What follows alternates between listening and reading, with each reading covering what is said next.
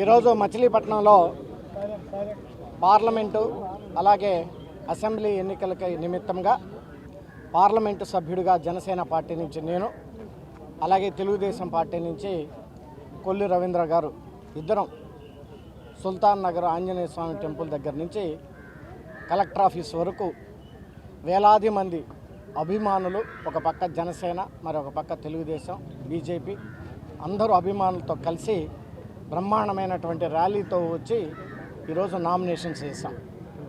ఈరోజు నామినేషన్ జరిగిన తీరు చూస్తూ ఉంటే డెఫినెట్గా ఈరోజు కూటమి అధికారంలోకి రాబోతుందనేటువంటి విషయం ఇక్కడ స్పష్టంగా తెలుస్తూ ఉంది.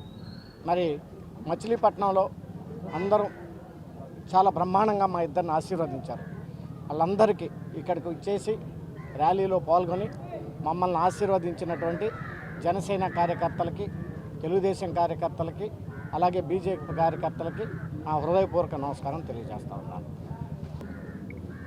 ఈరోజు మచిలీపట్నం పార్లమెంట్కి అలాగే అసెంబ్లీ కాన్స్టిట్యున్సీకి సంబంధించి నామినేషన్ల కార్యక్రమం ఈరోజు మచిలీపట్నంలో పెద్ద ఎత్తున మరి స్వచ్ఛందంగా ప్రజలు, అనేక మంది యువత, మహిళలు వచ్చి మరి ఆశీర్వదిస్తూ అడుగడుగునా నీరాజనాలు పలుకుతూ దాదాపు 6 గంటల పైన మరి వాళ్ళందరూ కూడా ఊరేగించుకుంటూ కలెక్టరేట్ తీసుకురావడం జరిగింది.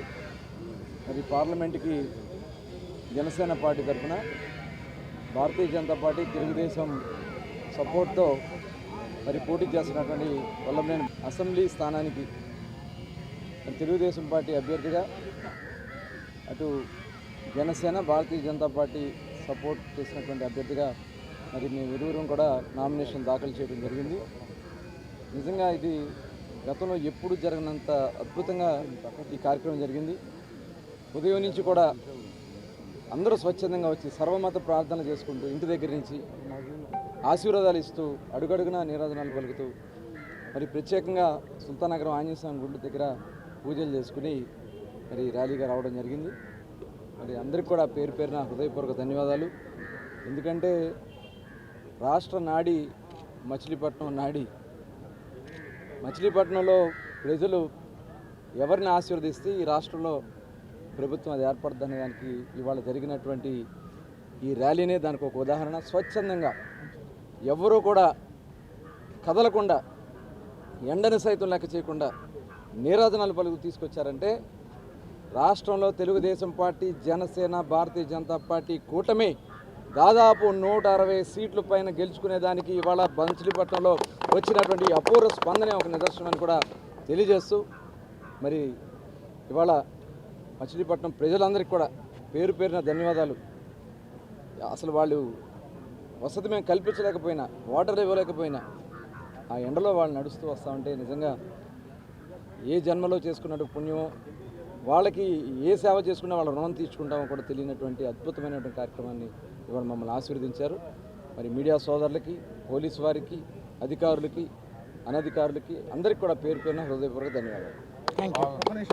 బాలసుబ్రహ్మణ్యం గారు నామినేషన్ కార్యక్రమం చూస్తే నా లైఫ్లో నేను ఎప్పుడు చూడాల.